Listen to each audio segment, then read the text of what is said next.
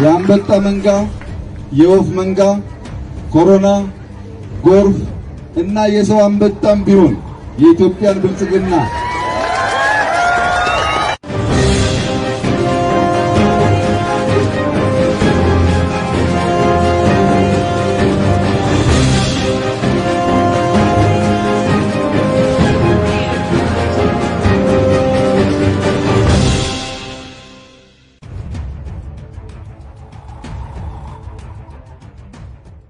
ሀገር ተገኝተን እናንተን ለማየት በመታደላችን እጅግ ደስታ የተሰማን ስለሆነ እንኳን ደስ ያላችሁ፣ እንኳን ደስ ያለ ማለት ፈልጋለሁ። በታሪክ እንደሚታወቀው ወረባቦ ስመ ገናና የጀግኖች ሀገር፣ ብዙ ገድል የሰራ የቆንጆች ሀገር መሆኑ ይታወቃል። እዚህ ያለችው ከተማ ቢስቲማን ብትሆን ዛሬ 139 ዓመቷ ነው።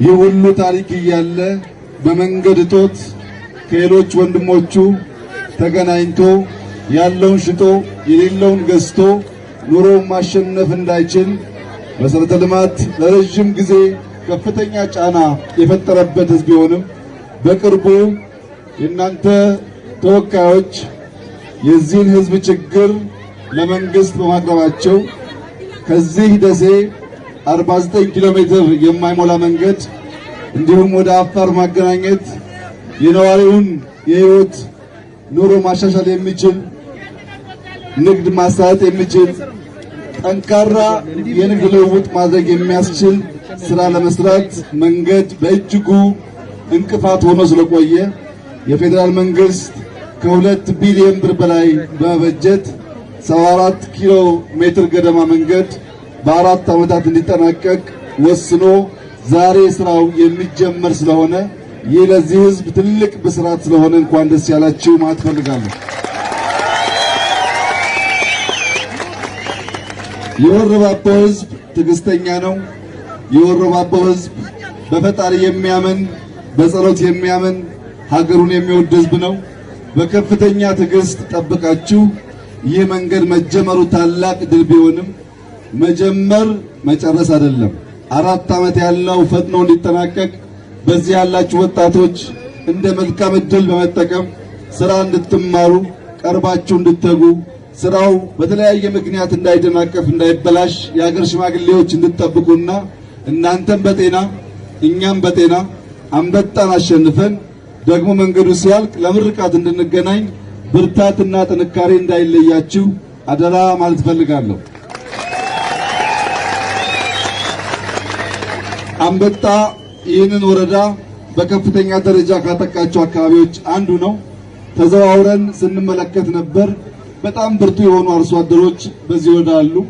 የፌዴራል መንግስት ከአማራ ክልል መንግስት ጋር በመተባበር አንድም አርሶ አደር እንዳይራብ በራብም ምክንያት እንዳይሞት የሚያስፈልገውን ሁሉ የምናደርግ መሆኑን እየገለጽኩ ከናንተ የምንፈልገው የአንበጣው መንጋ ከዚህ ተሻግሮ ሌላ ቦታ ጥቃት እንዳያካሂድ ዛሬም እንደትናንቱ በመደመር መንፈስ ይህን አንበጣ እንድታስወግዱ እንድትተባበሩ አደራ ማለት ፈልጋለሁ። የአንበጣ መንጋ፣ የወፍ መንጋ፣ ኮሮና፣ ጎርፍ እና የሰው አንበጣም ቢሆን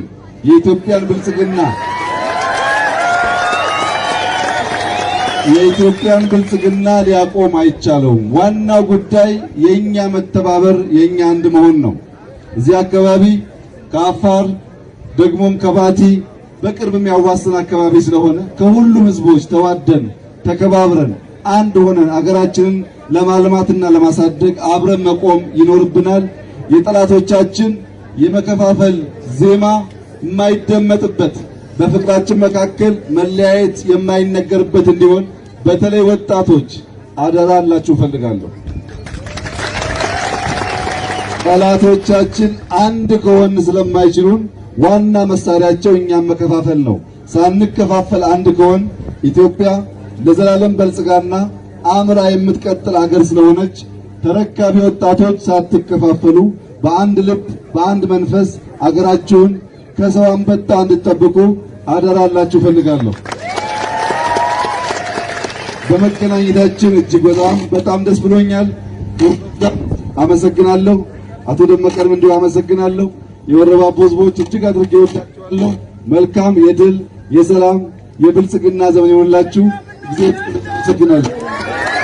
ስንጓዝ ዝናብ ሊዘንብ ይችላል። ስንጓዝ ጠራራ ፀሐይ ሊመጣ ይችላል። ጥላ ፈልገን ይዛለን እንጂ ዝናብ ተዘነበ ስራ እናቋርጥ። ስንጓዝ ሊበርድ ይችላል፣ ውርጭ ሊመታን ይችላል። ካፖርት ጋቢ እንፈልጋለን እንጂ ስራ እናቆም። ባለው ፈተና ውስጥ እየሰራን ነው ሀገር የምንገነባው። ይሄ ሲሆን ያለው ፈተና ምንድነው? የየለቱን የሚያስቡ ሰዎች የየዓመቱን አስበን ከምንሰራው ጋር አይሄዱም። እነሱ እንጦጦ ሲመረቅ አጀንዳቸው እንጦጦ ብቻ ነው።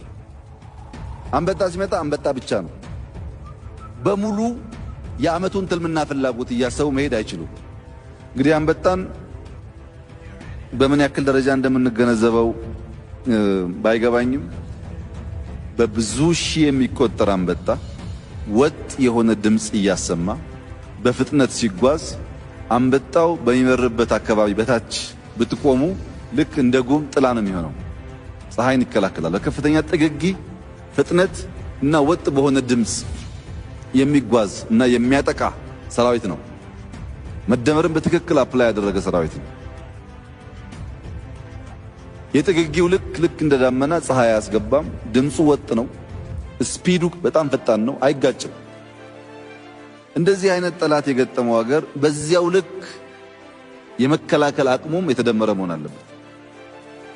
ከፍተኛ ጉልበት ያለው ኃይል ሲመጣ በዚያ ልክ ዝግጅትና የመከላከል አቅም ካልተፈጠረ ጥቃቱ ከፍተኛ ሊሆን ይችላል። እንግዲህ ልክ እንዳጋጠመን መጀመሪያ የኛን አየር ኃይል ሞከርን፣ ቀጥለን አየር መንገድ ሞከርን፣ ቀጥለን ጎረቤት ሀገሮች ሞከርን። በመሪ ደረጃ ባለፉት 2-3 ሳምንታት ያገኘናቸው መሪዎች በሙሉ አንደኛው አጀንዳችን አንበጣ ነው እና የአውሮፕላን ልመና፣ የአውሮፕላን ክራዩ ሲገኝ ፓይለት ፍቃድ የለውም። ፓይለት ፍቃድ ሲያገኝ በጣም ብዙ ቻሌንጂንግ ነገሮች ነበሩ።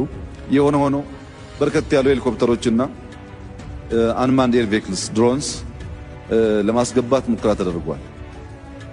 እነዚህ ሄሊኮፕተሮች አንደኛው የሰርቪላንስ ነው። የት አካባቢ ነው አንበጣው ያለው ብሎ ሰርቬይ የሚያደርግ ሄሊኮፕተር ያስፈልጋል።